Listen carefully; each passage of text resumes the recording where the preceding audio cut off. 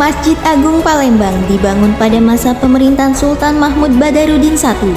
Bangunan masjid ini mulai dibangun pada tanggal 1 Jumadil Akhir 1151 Hijriah dan diresmikan pemakaiannya pada tanggal 28 Jumadil Awal 1161 Hijriah.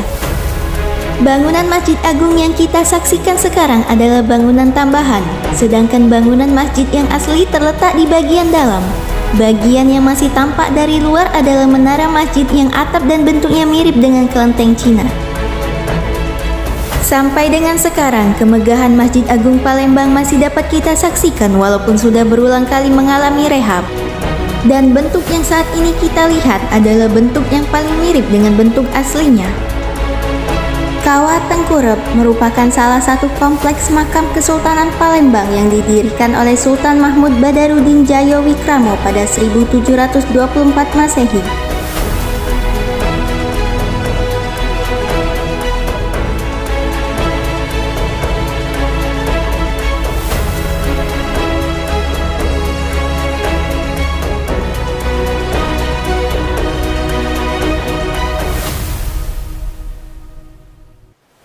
Nisan-nisan yang terdapat di kompleks makam Kawah Tengkurep memiliki ragam hias yang menunjukkan bagaimana Islam berkembang di Palembang dan pengaruh budaya yang berkembang pada masyarakat Palembang di era Kesultanan Palembang masa itu. Makam Kawah Tengkurep dibangun pada tahun 1823 Hijriah bertepatan dengan pembangunan Masjid Agung Palembang. Penamaan Kawah Tengkurep berasal dari kata kawa yang bermakna suatu alat yang menyerupai wadah untuk menanak nasi, dan tengkurep memiliki padanan makna terbalik. Jadi, secara harfiah, Kawah Tengkurep dapat dimaknai sebagai wadah terbalik yang digunakan sebagai makam dan tempat pertemuan para wali dan sunan. Kawasan Candiwalang terletak di Jalan Letnan Jaimas nomor 662, Kelurahan 24 Ilir, Kecamatan Bukit Kecil, Kota Palembang, Sumatera Selatan.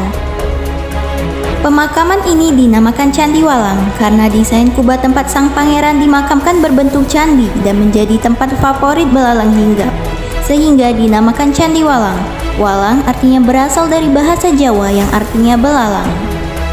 Terdapat 3 budaya besar yang berpengaruh pada tipologi ragam hias makam tersebut, yaitu budaya Jawa yang dipengaruhi oleh budaya Hindu sebelum masuknya Islam, budaya Arab yang tampil dalam budaya pengaruh budaya Jawa dengan mencirikan pengaruh Islam, serta budaya Cina yang juga berada dalam lingkup ragam budaya Jawa.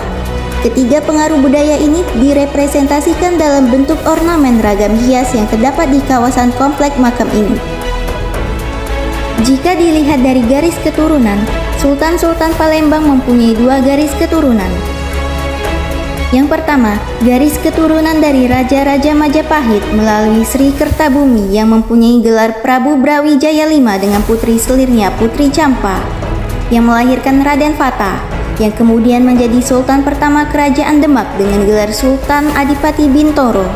Dari garis keturunan inilah nantinya menurunkan Sultan-Sultan Palembang pada keturunannya yang kelima, yaitu Pangeran Sidoing Lautan sampai ke Pangeran Sidoing Kenayan dengan istrinya, Ratu Sinuhun yang terkenal dengan simbur cahayanya.